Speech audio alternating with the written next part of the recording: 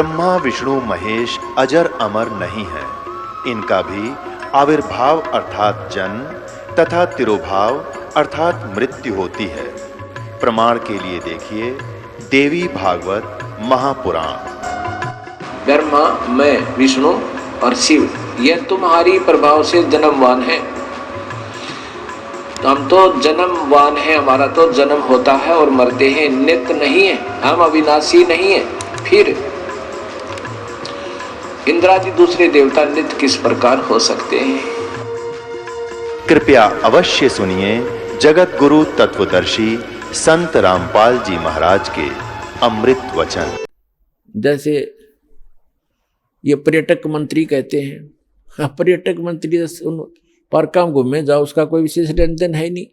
और गृह मंत्री के पास तो बहुत कुछ जनता को सहायता देने, सुविधा देने का अधिकार होता है, इसलिए गृह मंत्री को उत्तम मान लिया। लेकिन इनकी पावर एक जैसी है, मंत्रियों की एक ही जैसी इनकी क्वालिफिकेशन होती है, एमएलए से ही बनते हैं, ऐसा समझो। तो ब्रह्मा जी को ना मानना ये भी हमारी बुद्धि कमजोर ही समझो। अब कभी उससे भी तो काम पड़ सकता है, ऐसा जरूरी नहीं कि उसके स्तर का कोई काम ही नहीं होगा, उससे विरोध नहीं, आदरणीय से भी होते, ऐसे समझ कर चलो। ये स्पिरिचुअल, कंप्लीट स्पिरिचुअल नॉलेज यानी संपूर्ण अध्यात्म मार्गदास आपके रूबरू कर रहा है।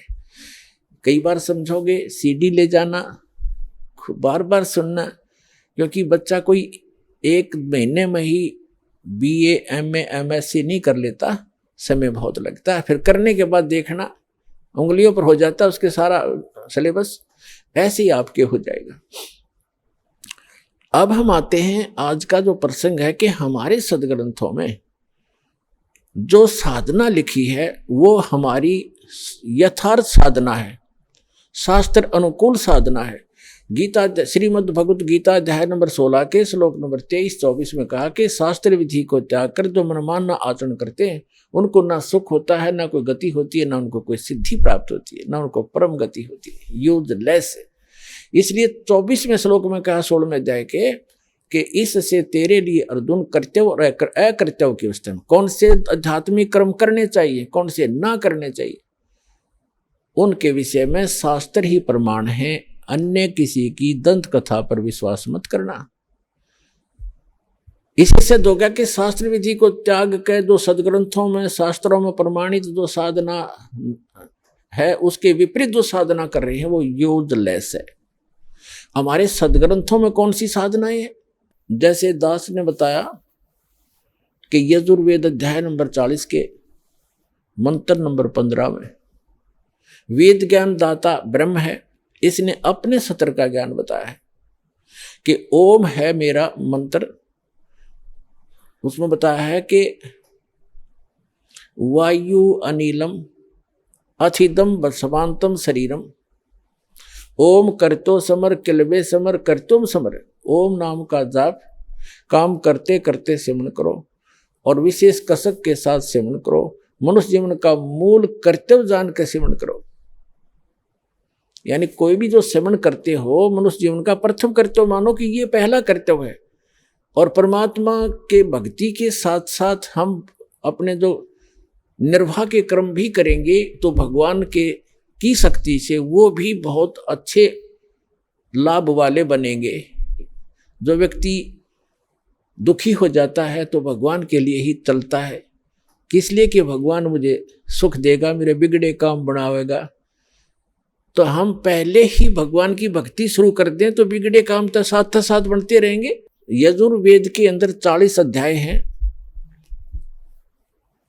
40 चैप्टर हैं, और उसके अंदर अंतिम अध्याय में निष्कर्ष होता है पूरे ग्रंथ का। उसमें 40वें अध्याय के 10 से लेकर 13 में ये वेद ज्ञानदाता कहता है कि कोई तो परमात्मा को संभवात कहता है। संभवात माने जन्म लेकर आता है, जैसे श्री राम श्री कृष्ण रूप में अवतार धारण करता है। और कुछ समझते हैं वो असंभवात, वो जन्म लेता ही नहीं, अर्थात अजन्मा है। तो कहते हैं वो परमात्मा कैसा है उसके विषय में तत्वदर्शी संत जो ज्ञान बताते हैं उनसे सुनो। और कोई तो किसी ने एक अक्षर ज्ञान हो गया, विद्या आ गई थोड़ी सी, उसको विद्वान मान लिया। जिसको अक्षर ज्ञान नहीं उसको तुम अविद्वान कह देते हो। विद्वान और अविद्वान की परिभाषा भी तत्वदर्शी संत बताओगे, उनसे सुनो। अब जैसे हमारे परमात्मा आए थे, सिंपल लैंग्वेज बोला करते थे जिसको आम नागरिक समझ सकता है, उस भाषा में बोलने से वो समझ सकते थे।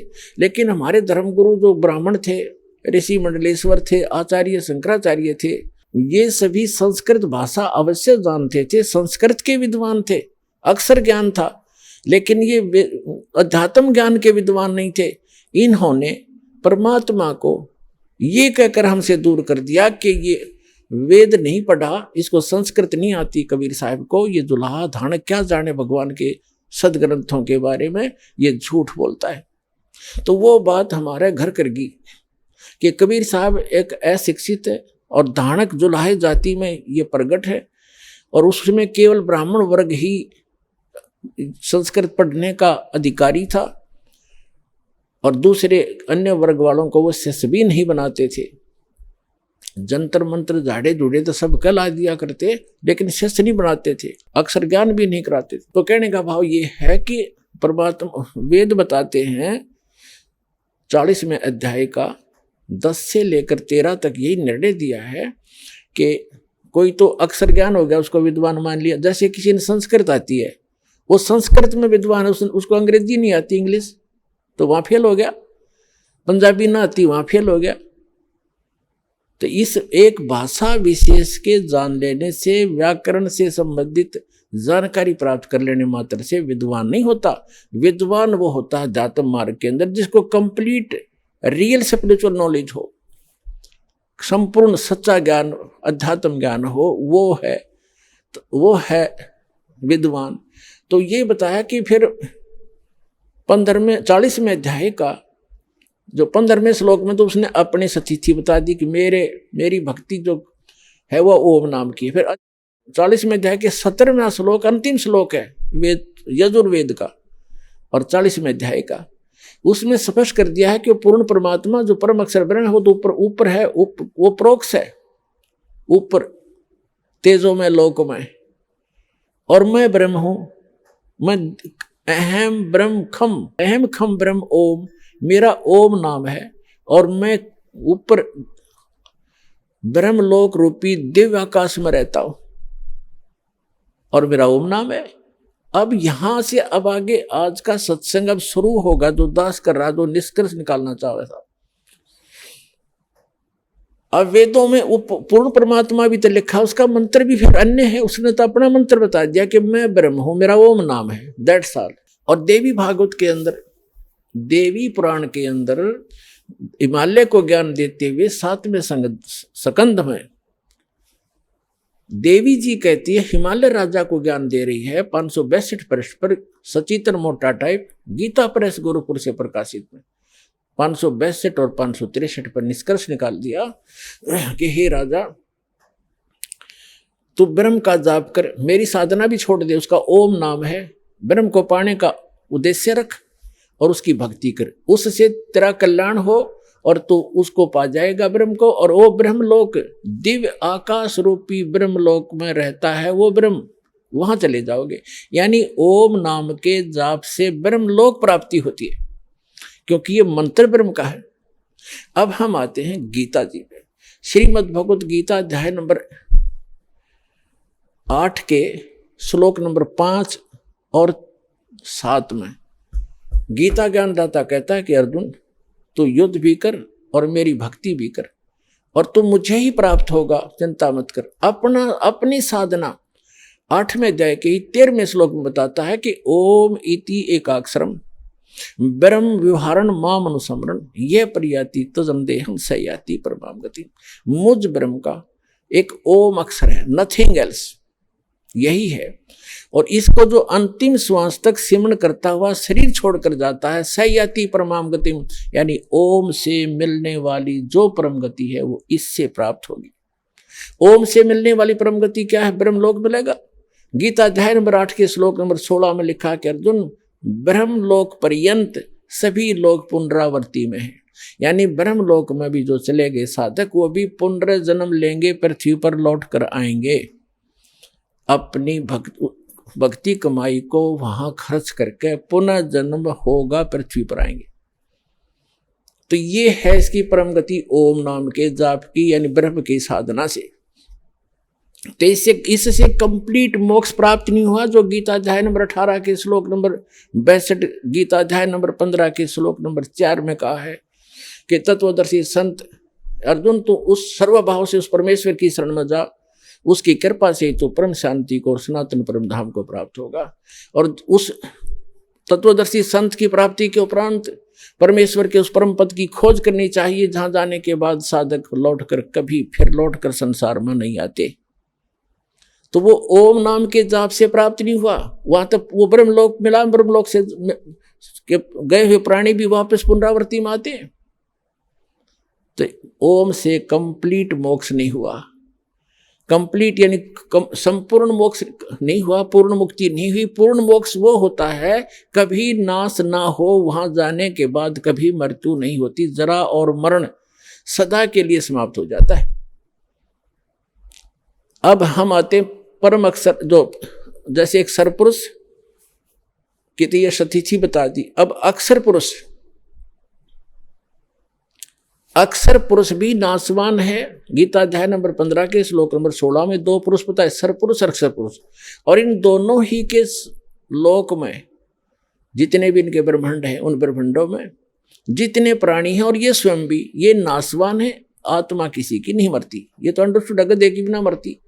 तो 15वें अध्याय के 17वें श्लोक में बताया कि उत्तम पुरुषत्व अन्य परमात्मा इति उदाहरते, ये लोक तरम अविश्य विवर्ती अव्यय ईश्वर है। अव्यय माने अविनाशी भगवान है,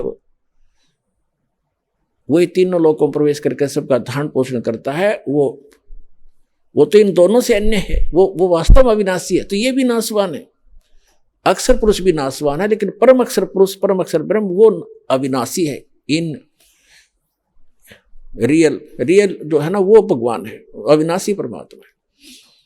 अब जो अक्षर पुरुष का जो मंत्र है और परम अक्षर ब्रह्म का जो मंत्र जाप है, वो गीता जी के अंदर कोड वर्डों में है। वैसे वेदों में भी कोड वर्डों में है कि वो परमात्मा, जो पूर्ण परमात्मा के पाने का 3 मंत्र का जाप है, 3 मंत्र का। और इसमें वो संकेत मंत्र भी लिख दिए, लेकिन वो सांकेतिक हैं, उनके कोड वर्ड हैं। श्रीमद् भगवत गीता अध्याय नंबर 17 के श्लोक नंबर 23 में उसमें लिखा है कि ओम तत्सत इति निर्देश ब्रह्मण त्रिविध समर्थ। ब्रह्मण माने सच्चिदानंद घन ब्रह्म, यानी परम अक्षर ब्रह्म। परम अक्षर ब्रह्म के पाने का इस 3 मंत्र के सिमरण का निर्देश है। निर्देश माने नथिंग एल्स, इसके अतिरिक्त और कुछ नहीं। ये फाइनल डायरेक्शन है, कंप्लीट ये ज्ञान है। और ये ओम तो सीधा सरपुरुष यानी ब्रह्म का, और तत् ये अक्षर ब्रह्म का, अक्षर पुरुष का, और सत ये परम अक्षर ब्रह्म का। उसको परम अक्षर पुरुष कहो, उसको सत्य पुरुष कहो, उसे कंप्लीट गॉड कहो, अल्लाहु अकबर कहो, उस पूर्ण परमात्मा का। ओम तत्सत, तत् और सत ये सांकेतिक है, ये कोड वर्ड है। आज तक ये किसी के पास नहीं थे, या तो उन संतों के पास थे जिनको भगवान मिले, जो 10 बार आपको उनके पवित्र नाम याद दिलाता है। आदरणीय धर्मदास साहिब जी, आदरणीय मुल्कदास साहिब जी, आदरणीय नानक साहिब जी, आदरणीय मुल्कदास साहिब जी, आदरणीय दादू साहिब जी, आदरणीय गरीबदास साहिब जी, गांव छुरानी जिला झज्जर वाले, आदरणीय गीसा दास साहिब जी, गांव खेखड़ा जिला मेरठ उत्तर प्रदेश वाले, और वर्तमान में इस दास के पास। इनके अतिरिक्त यो ज्ञान किसी के पास नहीं था। और उनको परमात्मा ने प्रतिज्ञा करा दी थी कि बच्चों अभी इसको डिस्क्लोज ना करना, नहीं तो काल के द्वारा भेजे हुए जितने भी पंथ चलेंगे उनके द्वारा भेजे, काल के द्वारा भेजे संत एक अच्छी आत्मा होती है जो भगवान के ही बच्चे होते हैं, लेकिन ये काल उनका दुरुपयोग करता है। उनकी पूर्व जन्म की कमाई उनके साथ होती है, वो सारा जीवन अपना व्यर्थ कर जाते हैं, अनुयायी भी उसकी बहुत सेवा करते रहते हैं, बहुत अच्छी प्रभुता बनी रहती है, गाड़ियों में चलता है, खूब खाने मिलते हैं, वो उसका पूर्व जन्म का संस्कार है। लेकिन भविष्य का चार्जर नहीं है उसके पास, वो पूर्व जन्म की चार्ज बैटरी को डिस्चार्ज कर रहा है और साथ में भगवान के बच्चों को मिसगाइड करने का अपराधी भी हो रहा है वो संत। तो परमात्मा को पता था कि ये जितने भी काल अपने भेजेगा दूत, अगर इनके हाथ यो मंत्र यो ज्ञान लग गया तो मेरे बच्चों को मैं कैसे ज्ञान दूंगा, कैसे ग्रहण करूंगा, कैसे पार कर पाऊंगा। क्योंकि अगर यही ज्ञान राधा स्वामी, धन धन सदगुरु, जय गुरुदेव, इन जितने भी पंथ इस दास के अतिरिक्त है, कबीर पंथी हैं या बिना कबीर पंथी हैं या ब्रह्मा विष्णु महेश की स्थिति आपको परिचित हो जाएगी। इनकी भक्ति करने वाले कहाँ तक जा सकते हैं। इनके पास ये ना ज्ञान है ना मंत्र है।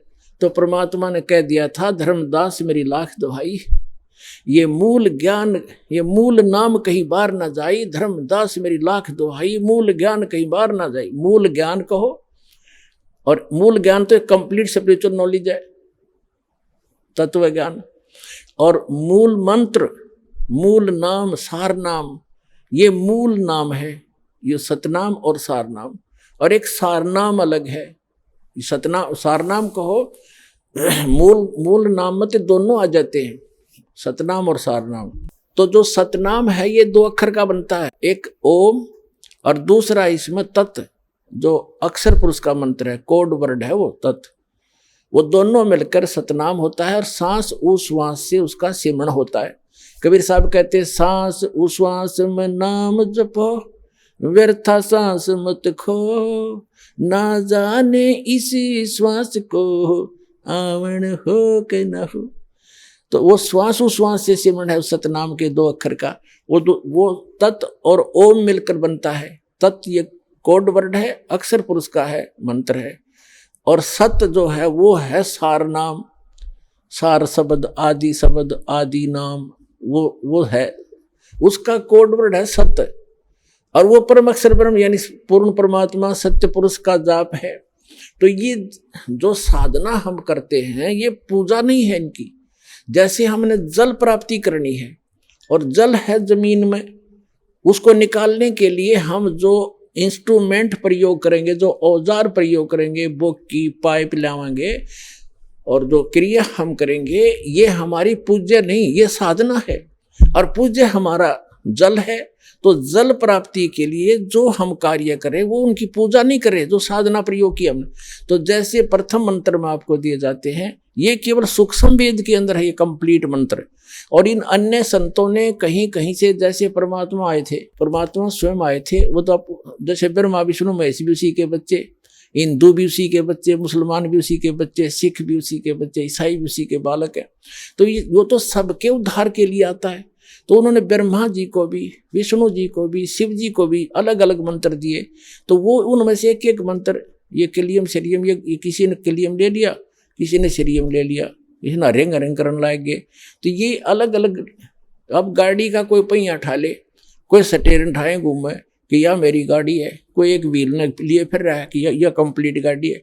कंप्लीट कार तो सारे मिलकर बनेगी राम नाम की गाड़ी। तो अभी तक इनकम्प्लीट स्पिरिचुअल नॉलेज था। तो ये सभी स्पेयर पार्ट हमारे जेन्युइन पार्ट, हमारे जेन्युइन ग्रंथों में लिखे हुए थे। अब जैसे एक स्पेयर पार्ट की दुकान है जेन्युइन की, और इंजीनियर जो वस्तु उसको मिले चाहिए फटाफट उठाएगा और ठीक स्थान पर ला के गाड़ी बना देगा। एक कोई बैरिंग ले अंडर ने को या भी गाड़ी है ट्रेन है मेरी, या रेलगाड़ी है, या कार गाड़ी है। तो ये इस तरह की बातें अभी तक ये इनकम्प्लीट स्पिरिचुअल नॉलेज रखने वाले ये संत, अधूरे ज्ञान वाले हमें नो मूर्ख बना रहे थे। कोई कुछ मंत्र दे रहा है, कोई कुछ मंत्र दे रहा है, इसी से मोक्ष हो जाएगा। तो शास्त्र विदिता का मनमाना ज्ञान और मनमाना आचरण था, उससे लाभ नहीं होना था और हुआ नहीं आज तक। अब देखना कैसे लाभ ना होंगे। सब तरह का सुख होगा, आपके परिवार में सुख, आपके घर में सुख, और आपको मोक्ष प्राप्ति होगी। ये सत्कर्म मान लेना।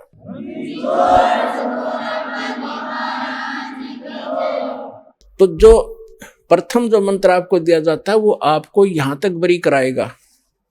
ये हमारे शरीर में जो कमल बने हैं, इनमें इन देवताओं का आधिपत्य है और जैसे सब मंत्री हैं, कोई किसी विभाग का, कोई किसी विभाग का, तो उनके ऑफिस से हमने नोडू सर्टिफिकेट लेना पड़ेगा जब हम अपने सब देश को जाएंगे। जैसे हम विदेश में गए हों तो वहाँ सब क्लियरेंस लेकर के तभी हम वापस आ सकते हैं अपने देश में। तो इस प्रकार जो आपको प्रथम मंत्र दिया जाता है वो आपको यहाँ तक बरी करेगा। वो इन सभी देवों की साधना है या इनकी पूजा नहीं है। तो इनका जाप हम करेंगे तो ये पूजा नहीं करे। जैसे हम किसी से लोन ले रखा है बैंक से, उसकी किस्त भरते हैं तो उसकी पूजा थोड़ी है, तो करते हुए हमारा करना चाहिए, नहीं तो हमारी नीलामी हो जाएगी। हमने टेलीफोन कार्ड ले रखा है कनेक्शन और हम बिल नहीं भरेंगे तो बिल भर रहे हैं तो क्या उसकी पूजा कर रहे हैं? हम अपना कर्तव्य निभा रहे हैं और हम उसका टैक्स देंगे तो हम आगे चलाएंगे। इसी प्रकार अन्य बिजली, पानी, गैस कनेक्शन के बारे में जाने। तो इसी प्रकार इन सभी देवों से हमें राहत मिलती है, लेकिन ये मिलती है इन मंत्रों से। जैसे आपको पहले भी बताया था, ये इनके मूल मंत्र हैं। इनके अतिरिक्त कोई मंत्र और जाप किया जाता है ये कभी लाभ नहीं देंगे। जैसे एक भैंसा होता है या जैसे ये जिसको खागड़ कहते हैं जो, तो उसके उनका एक अलग कोड मंत्र है। जैसे खागड़ को यानी बैल को सांड करें जा वो ना देखे, और उन्हें एक बार कर दे हर वो नू देखेगा, ऐसे देखेगा चकुन्ना हो करके। तो वो जो अलग से जो मंत्र, उसका जो कोड वर्ड है वो है उसका असली मंत्र, उससे खिंच जाता है, उसके बस की बात नहीं होती। जैसे भैंसे ने कहा अगर हर, और वैसे उसको कहता जाए भैंसा भैंसा कति नहीं देखे वो, अरे एक बार ने कह दिया हर नू देखेगा पाछे मुड़ के। तो ये जो हुर्र है इसका मूल मंत्र है, वो विवश है उसके। तो ये जो मंत्र है ये इन भगवानों के मूल मंत्र है, विवश है, इनके बस की बात नहीं। इस मंत्र से इनमें अवश्य गतिविधि होती है और तभी आपको तुरंत लाभ हो जाएगा। तो उसके बाद जैसे गीता अध्याय नंबर 8 के श्लोक नंबर 5 और 7 में गीता ज्ञानदाता कहता है मेरी भक्ति कर। 8वें अध्याय के 13वें श्लोक में गीता में उसने अपना मंत्र बता दिया। तो मेरी भक्ति करेगा तो मुझे ही प्राप्त होगा बस, और ब्रह्मलोक में जाएगा। ब्रह्मलोक में गए हुए प्राणी भी वापस आते। ये कंप्लीट नहीं हुआ, ये मोक्ष पूर्ण मोक्ष नहीं हुआ,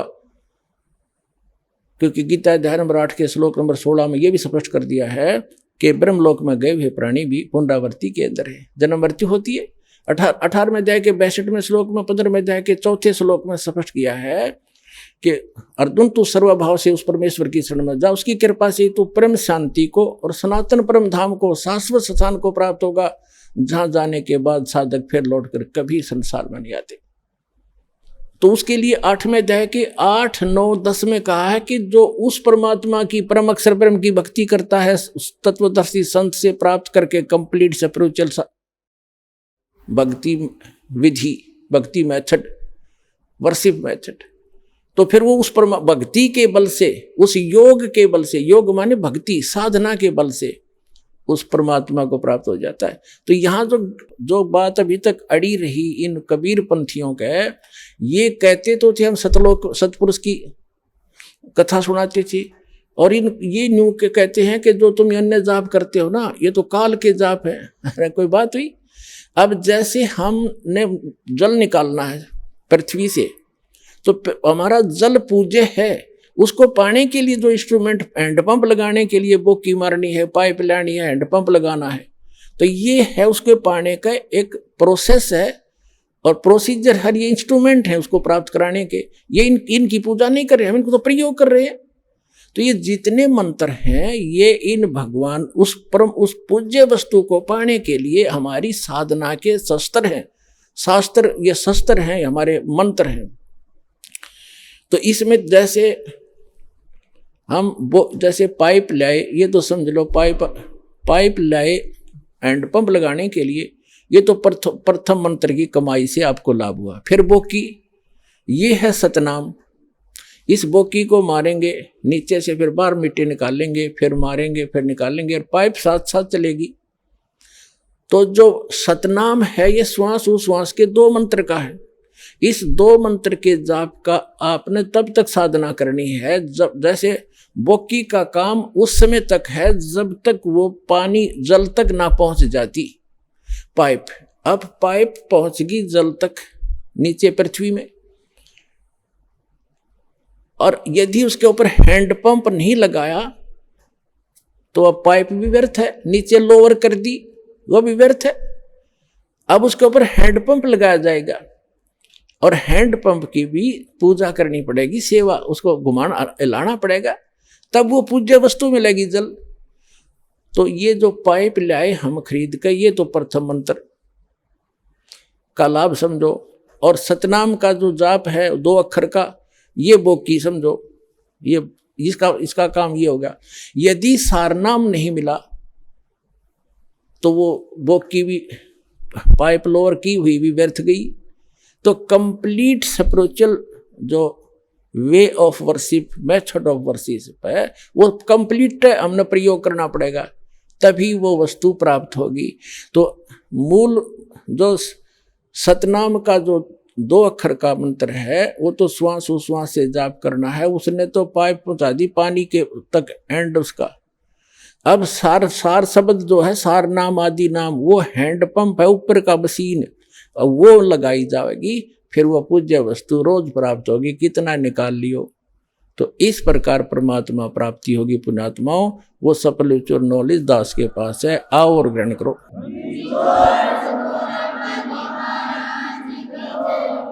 और अन्य पुस्तकों में, बाइबल में, जिसके अंदर 3 होली बुक जिल्द हैं, पवित्र तौरात, पवित्र जबूर और पवित्र इंजिल, उसमें और कुरान शरीफ में और पुराणों में, ये कंप्लीट स्पिरिचुअल नॉलेज नहीं है। कंप्लीट स्पिरिचुअल नॉलेज जो सूक्ष्म वेद के अंदर है। जैसे मुसलमान भाई 5 वक्त की नमाज करते हैं और ईसाई भाई प्रार्थना करते हैं और हिंदू भाई नित्यनेम करते हैं, एक गीता का अध्याय कर लिया प्रतिदिन, या वेद के 2-4 मंत्र डेली पढ़ लिए, ये तो केवल एक ज्ञान यज्ञ है। 5 यज्ञ होती हैं, एक यज्ञ से भी काम नहीं चलेगा। जैसे मुसलमान भाई क्या करते हैं, एक तो 5 वक्त की नमाज करते हैं या कुरान शरीफ का पाठ करते हैं, ये ज्ञान यज्ञ है। एक वे सजदा करते हैं, ये केवल प्रणाम यज्ञ है। और रोजा करना ये किसी शास्त्र में नहीं है। रोजे करना जो, जैसे गीता अध्याय नंबर 6 के श्लोक नंबर 16 में लिखा है कि अर्जुन, ये योग न तो अधिक खाने वाले का और न बिल्कुल ना खाने वाले, यानी रोजा रखना सुबह से लेकर शाम तक ना खावा, तो उसका ध्यान उस रोटियां पर आकर भगवान बना रहता। हमने खूब करके देख रखा है। इस दास ने 25 वर्ष हनुमान जी के व्रत रखे थे, मंगलवार के, बचपन से लगा था, 10-12 वर्ष का। अब सारा दिन व्रत रखना जरूरी, 12 बजे के बाद खाना खाना, तो 12 बजे तक रोटी याद रहा करती। हनुमान जी तो शाम में रोटी खाएं पाछे याद आया करता। खाना खाने के बाद दिल करा करता है हनुमान चालीसा कर लूं। तो जिसको कोई अभाव है किसी वस्तु का, वो भक्ति नहीं कर सकता। तो इस प्रकार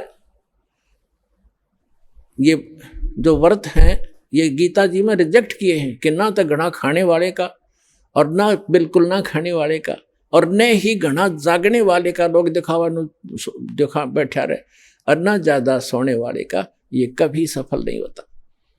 इसके लिए क्या बताया है कि प्रथम अंदल संयम राख है, योग युगत सब सतगुरु भाख है। सतगुरु बतावेगा ये सारी योग युक्ति। अंदल संयम करे, खाना खावे अवश्य खावे, इतना भी नहीं खावा दड़ी पक्का खा ले फिर बड़ाई टूटे नींद आवे, और इतना भी नहीं खावे कि आँथ मुछीरे कति कंडे में हो जा शरीर। रोटी खाओ अवश्य खाओ, ज़्यादा नहीं खावे, जीने के लिए खावे, खाने के लिए नहीं जीवे, एक नियम है इसका। कहते सतगुरु बताएंगे ये सब योग युक्ति। अब जो प्रसंग चल रहा है कंप्लीट करते हैं इसको 2 मिनट के अंदर। अब तो ना तो पवित्र बाइबल में जो 3 बुक है उनके अंदर, और ना कुरान शरीफ में, ना पुराणों में इस परमात्मा के पाने का कंप्लीट स्पिरिचुअल नॉलेज नहीं है, और ना वेद और गीता में। तो कंप्लीट स्पिरिचुअल नॉलेज है वो सूक्ष्म वेद में है, जिसको जो गॉड गिवन है, जो तत्व ज्ञान है, वो दास के पास उपलब्ध है। उसके अंदर कंप्लीट स्पिरिचुअल नॉलेज है। पूरा विश्व आओ अपना कल्याण करवाओ। बोलो सतगुरुदेव की जय।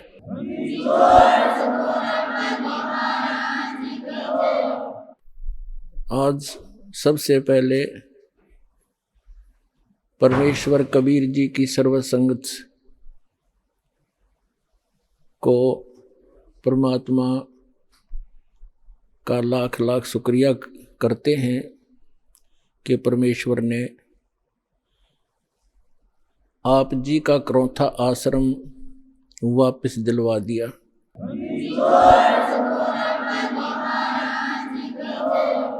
न्याय मिला, भले ही देर से मिला। कहते हैं सत्य को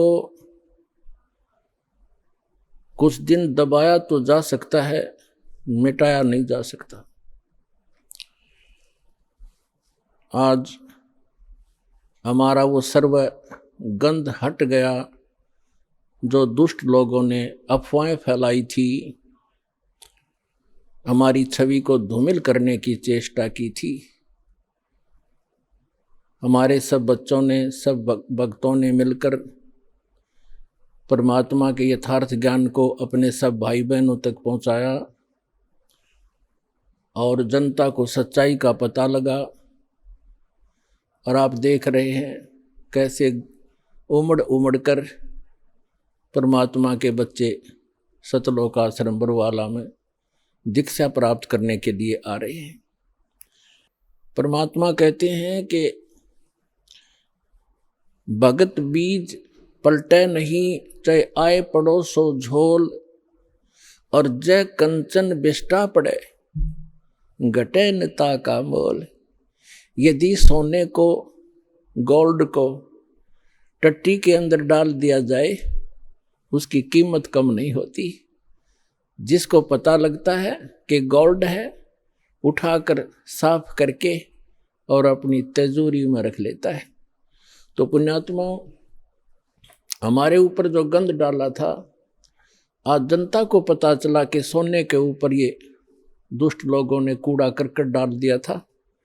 आज साफ होने पर पता चला कि who is Rampal, who is Kabir God, और क्या था सतलोक आश्रम क्रौथा की सच्चाई।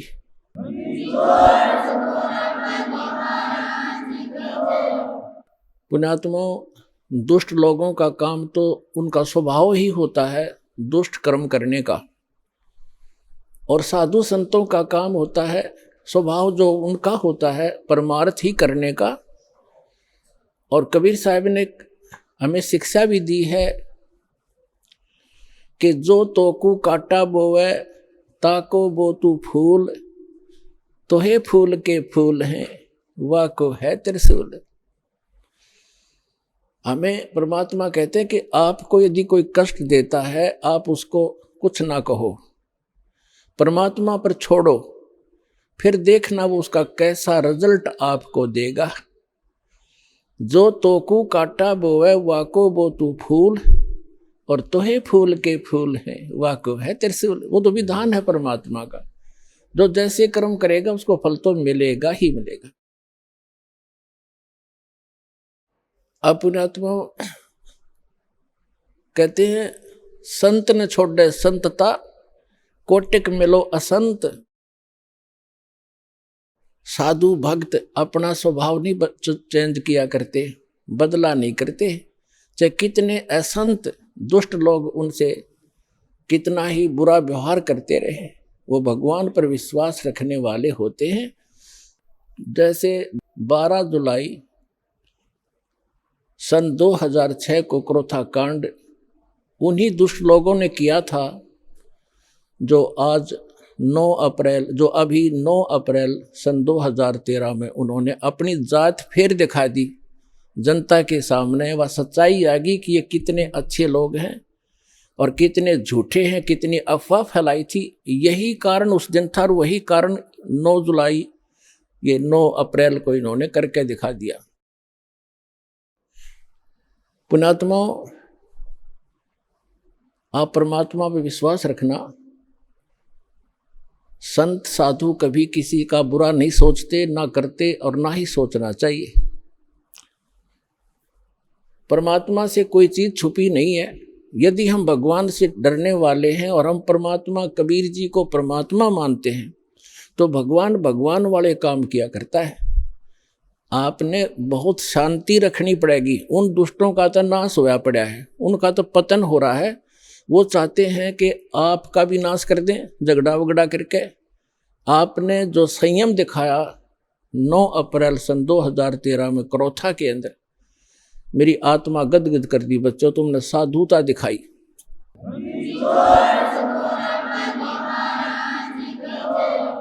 और आगे भी इतना संयम रखना। कहते हैं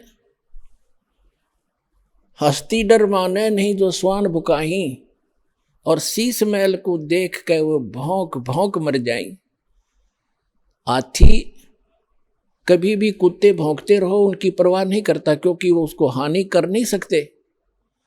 और जो कुत्ते होते हैं वो अपने दोस्त अपने जैसा ही, शीशे के महल में कहीं शीशे का महल बना हो, वो उस दर्पण के अंदर, उस शीशे के अंदर अपनी शकल देखकर सामने वाले को एक दुष्ट विरोधी मानकर वो कुत्ता अपनी ही परछाई सामने जो तस्वीर दर्पण में दिखती है उसकी तरफ भागता है भौं भौं करके कि तुझे मार डालूंगा, तू गंदा कैसे आ गया यहाँ पर। और वो होता है उसका स्वरूप। तो कहते हैं वो कुत्ता उस शीशे के महल में अपनी ही शकल देख देख कर भौंक भौंक के मर जाएगा। इसी प्रकार जो दुष्ट लोग हैं वो अपना गंध साधु संत और भक्तों में अपनी ही परछाई देखा करते हैं। चोर को चोर ही नजर आते हैं, संत को संत ही नजर आते हैं। एक चोर किसी शरीफ व्यक्ति के घर पर रुक गया यात्री बनकर। अब उस शरीफ व्यक्ति ने उस चोर को अपने घर के बीच में सुलाया, एक नेक आदमी मानकर। घर वाला सो गया निश्चिंत होकर के, खाना खुना खिला के, और चोर रात्रि में चोरी करके चला गया। अब उस नेक व्यक्ति को, वो स्वयं नेक था, उसको चोर दिखाई नहीं दिया वो, और एक शरीफ व्यक्ति चला गया चोर के घर पे, यात्री रात्रि में रुक गया। अब वो चोर सारी रात जागता रहा कि कहीं ये रात ने तेरी चोरी ना कर ले। और वो शरीफ आदमी खा कर खाना सामने सोया था और सुबह आराम से उठा, और चोर सारी रात जागता रहा कहीं ये रात ने चोरी ना कर ले जा, क्योंकि उस शरीफ व्यक्ति में वो दुष्ट चोर अपनी ही परछाई देख रहा था, अपना ही दोष देख रहा था। तो इसी प्रकार दोस्त हम इस दास का विरोध कर रहे हैं, और उस दास पर जो ऐसे आरोप गंदे लगाए झूठे, वो स्वयं ही ऐसे थे। और पुण्यात्माओं, आप देख रहे हो क्रोथा आश्रम सरकार के पास रहा 7 वर्ष, उसको लुटवा दिया, करोड़ों की संपत्ति भक्तों के दान का नाश करवा दिया, सारा लुटवा दिया। और आज परमात्मा ने हमें क्या दे रखा है। और जो ऐसा बताते हैं, सुनने में आ रहा है कि जो उस परमात्मा के सच्चे स्थल से कोई सामान उठा कर ले गया था, उनका सर्वनाश होने जा रहा है। एक ने बताया कि एक हमारे गांव में उठा कर ले गया था पुलिस वाला, तो उसके पुत्र का विवाह हुआ। वो लड़की ने आकर देखा कि तुम ये चोरी का सामान एक संत के दरबार का उठा कर लाए हो। वो लड़की उनको तलाक दे दिया कि मैं तुम्हारे जैसे दुष्टों के घर पर नहीं आऊंगी। 2 महीने के बाद उसका अपना पुत्र विष खाकर मर गया, इकलौता पुत्र था, उसका सर्वनाश हुआ। तो पुण्यात्माओं, हम किसी को बद्दुआ नहीं देते, लेकिन भगवान का जो तराजू है वो एररलेस है। मन तू पावेगा अपना किया रे, भोगेगा अपना किया रे। अब जैसे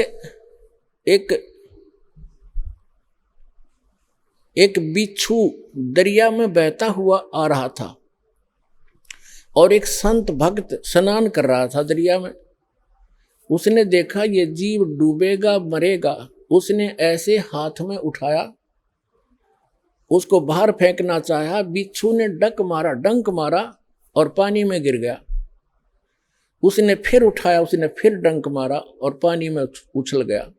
उसने फिर उठाया, उसने फिर डंक मारा, और कुछ देर में फिर उसने दोनों हाथों से पानी समेत ही उसको पटरी पर फेंक दिया। एक आम व्यक्ति खड़ा खड़ा देख रहा था, कहने लगा, रे भले आदमी, तेरे तो हाथ पर डंक मार रहा है, तू इसको बचाने की चेष्टा कर रहा है, मरने दे इसको, बहने देता। तो संत ने कहा, भक्त ने कहा कि ये अब इसका स्वभाव है ये, और मेरा स्वभाव है ऐसा। हमारा परमार्थ करने का स्वभाव है और बिच्छू का डंक मारने का स्वभाव है। जब ये अपना स्वभाव नहीं छोड़ सकता तो मैं कैसे छोड़ दूं? तो पुण्यात्माओं, जो दुष्ट लोग हैं वो तो बिच्छू हैं, वो तो डंक मारते रहेंगे, लेकिन आप संत भी हो, और जो तो को काटा बोवे ताको बो तू फूल, और तो ही फूल के फूल हैं वाको है त्रिशूल। एक समय की बात है, एक चोर चला गया किसी चोरी के उद्देश्य से।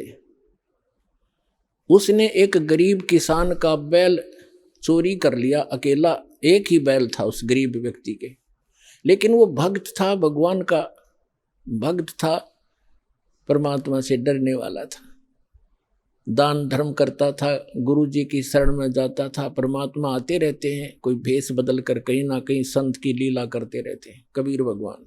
उसकी एक ही बैल था गरीब के, उसी को चोरी कर ले गया। अब उस चोर ने, जैसे वो 100 रुपये का बैल था, उसने तो 20 रुपये में बेच दिया, उसका कौन सा धन था, बेचकर, और पुराने समय की बात है, उसको कर दिया वो खा खर्चे। उसने देखा कुछ दिनों के बाद वो फिर गया, इधर उधर देखा, कहीं दाव लगा नहीं। उसी किसान के आसपास रात्रि में फिर पहुंचा, उसके झांक कर देखा, उसके दो बैल बंधे थे, और किसान आराम से बैलों से दूर सो रहा था अपने ही आंगन में। चोर ने उस किसान के दोनों बैल चुरा लिए और वो ले गया। अब उस किसान ने अपने गुरुदेव से कहा, गुरुदेव, आपके दास के दोनों बैल चोरी हो गए। तब परमेश्वर ने, गुरुदेव ने कहा, बेटा, उसका स्वभाव है, वो कर्म है, आप भगवान पर विश्वास रखो।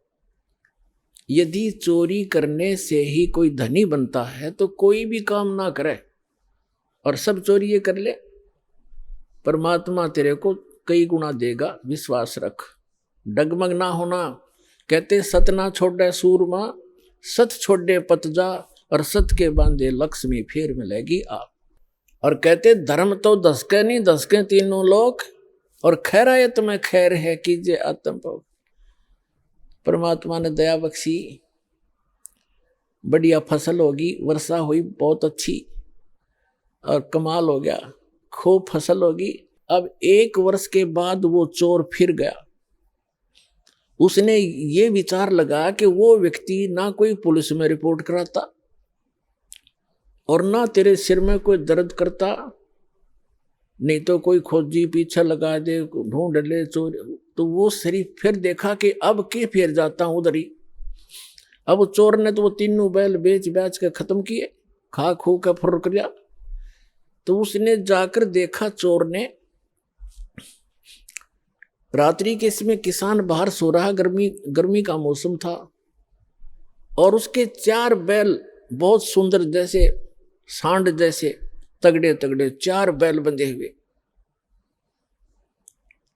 अब उस चोर के कलेजे में एक ऐसी धक हुई और कलेजा पकड़ कर बैठ गया।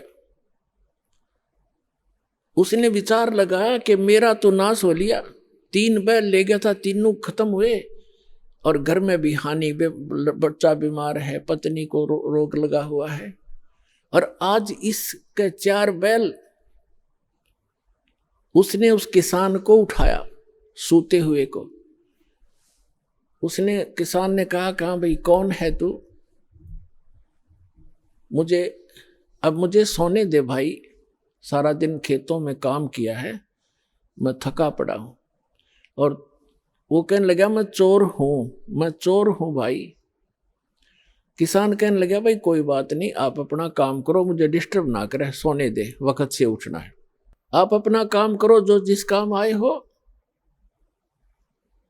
तो चोर कहता है कि भाई मेरे से वो काम अब होता ही नहीं, मैं कर नहीं सकता उस काम ने, एक बार उठ ले तू, एक बार खड़ा हो ले।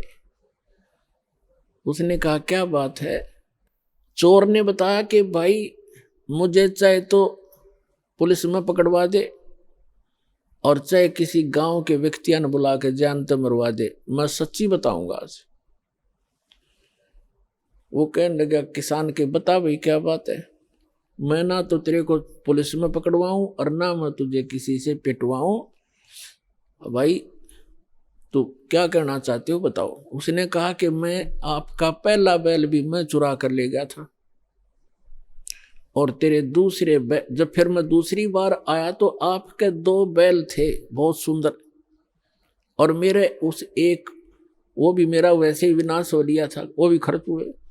दूसरी बार आपके दोनों बैल भी मैं चुरा कर ले गया था, और मेरे पास आज खाने को दाने नहीं, और तेरे पास 4 बैल खड़े हैं, मुझे युवराज बता दे ऐसा गरीब आदमी तू कैसे लाया 4 बैल? तब उसने कहा भाई अब सुन ले मेरी, मैं कहां से लाया?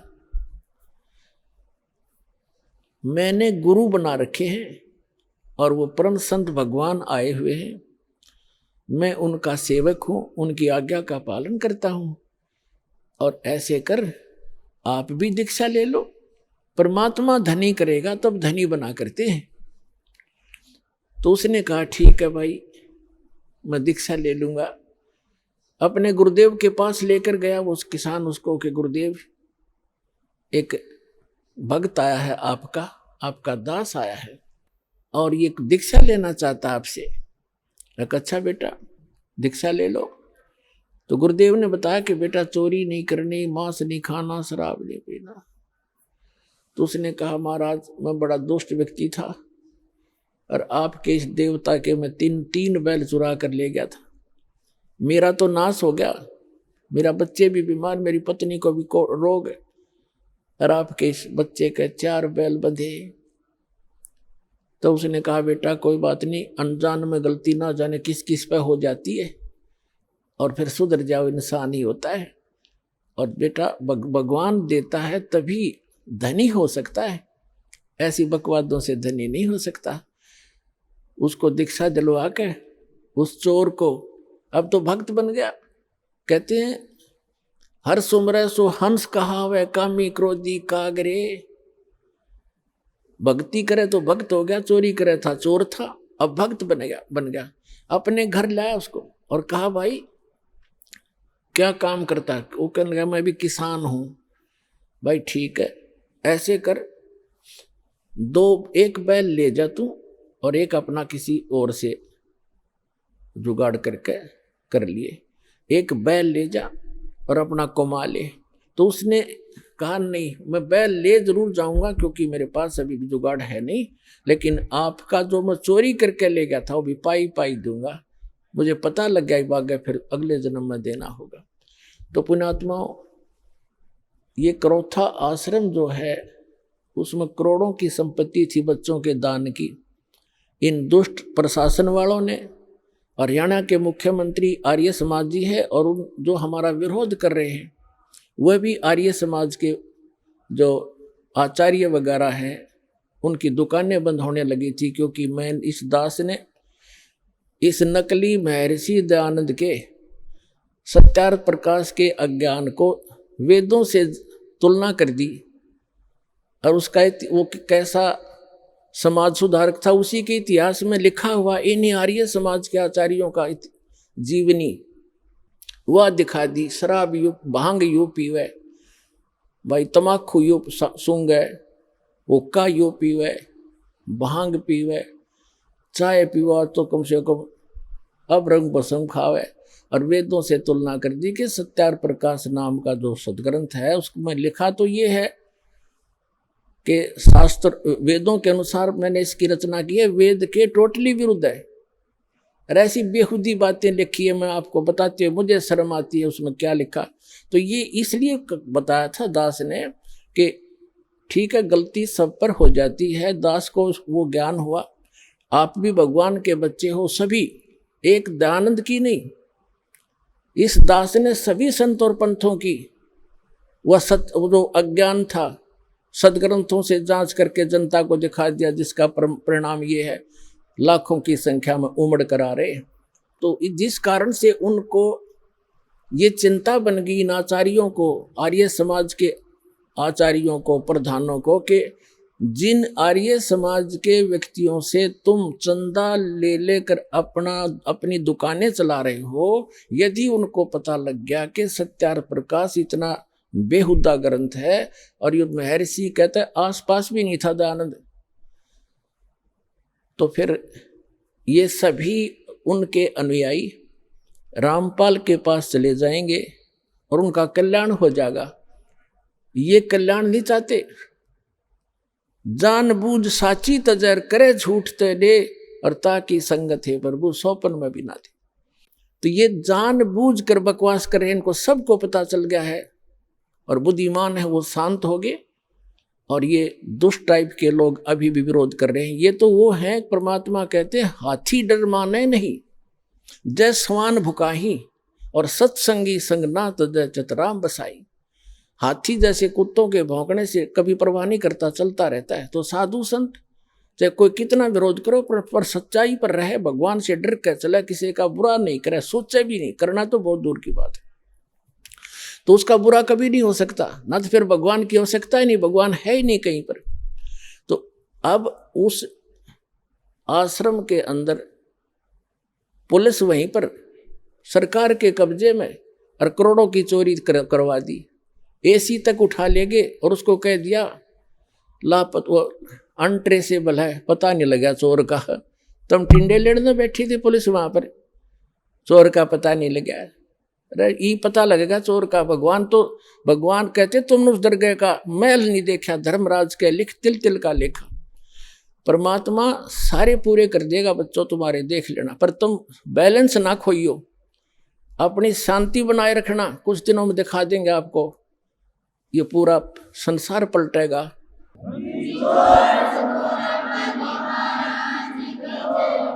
और परमात्मा ने उससे 4 गुना तो यहाँ दे दिया आश्रम, और मध्य प्रदेश के अंदर इससे भी दुगना आश्रम 24 एकड़ का, 22 एकड़ का MP के अंदर दे दिया, और उससे भी ज्यादा भर दिया।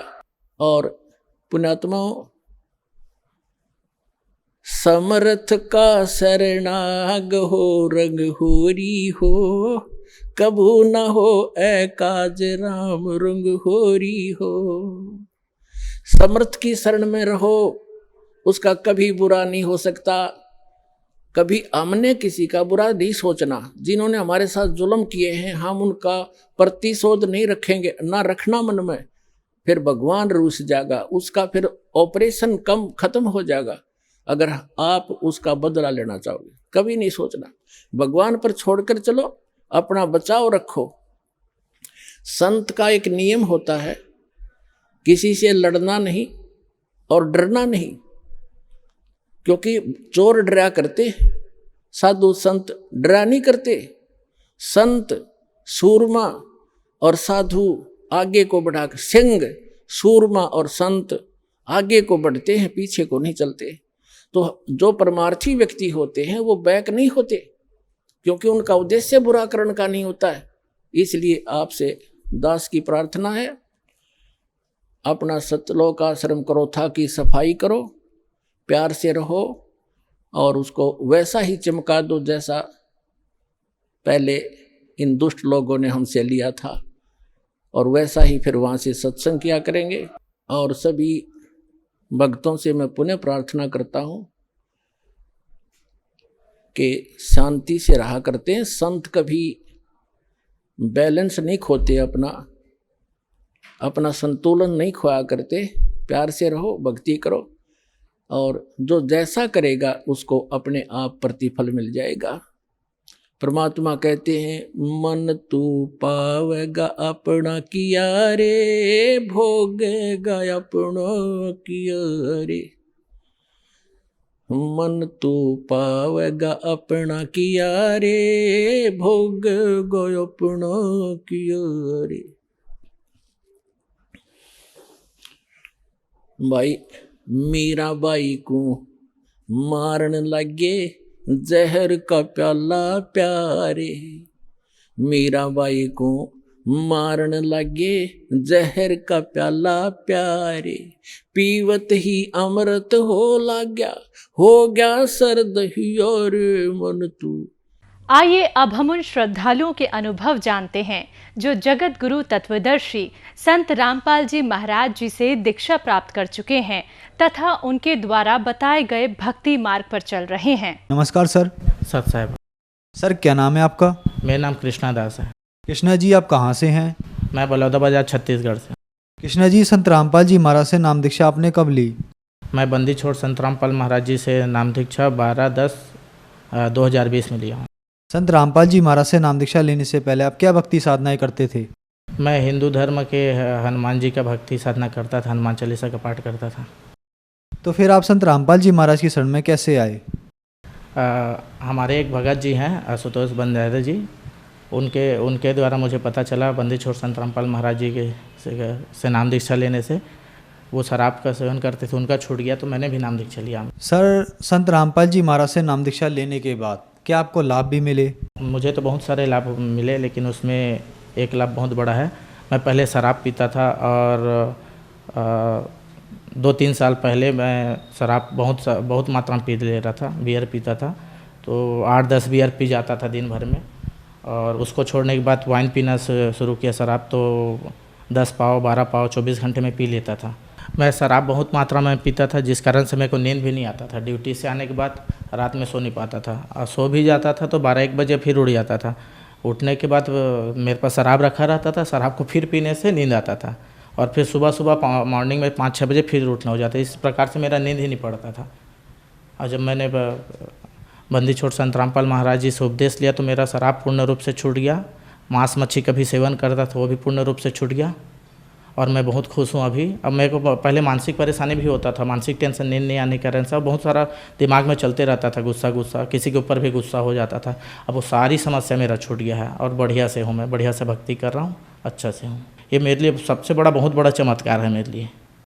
सर संत रामपाल जी महाराज से नाम दीक्षा लेने के बाद आपको बहुत सारे लाभ मिले। आप छत्तीसगढ़ पुलिस में हेड कांस्टेबल हैं। आपने बताया कि आप बहुत ज्यादा ड्रिंक करते थे, आपको नींद नहीं आती थी, तो आप दोबारा ड्रिंक किया करते थे, फिर आपको नींद आती थी। तो सर ऐसा कैसे संभव हो रहा है? लोग कहीं भी अपना नशा नहीं छोड़ पाते और बहुत सारी कोशिशें करते हैं, लेकिन संत रामपाल जी महाराज की शरण में जैसे ही आते हैं उनका नशा छूट जाता है। ऐसा कैसे संभव हो रहा है? बंदी छोड़ संत रामपाल महाराज जी प्रवचन जो देते हैं, जो नाम उपदेश देते हैं, वो डायरेक्ट परमात्मा जी का ही नाम उपदेश है, और वो नाम उपदेश हमको अभी तक नहीं मिल पाया था। और ये बंदी छोड़ संत रामपाल महाराज जी परमात्मा का ही रूप हैं, उन्होंने ही अवतार हुआ है, जिसको हम समझ नहीं पाए थे अभी तक। अब हमको नाम उपदेश मिला, उनके मंत्रों, नाम उपदेश के मंत्रों से जो हम जाप करते हैं उसका लाभ ये है। अब ये हमें पता चल रहा है, साक्षात हमारे पास एकदम साक्षात है, ये है कि परमात्मा ही अवतरित हुए बंदी छोड़ संत रामपाल महाराज। संत रामपाल जी महाराज से नाम दीक्षा कैसे ली जा सकती है? संत रामपाल महाराज जी से नाम दीक्षा लेने के लिए जो सत्संग चलता है उसके नीचे पट्टी आता है, उसमें जिला और जिला का में आपका नामदान केंद्र का नंबर रहता है। उस नंबर में आप कॉल करेंगे तो आपका निःशुल्क नामदान आपको उपदेश मिल जाएगा। धन्यवाद सर। सत साहब।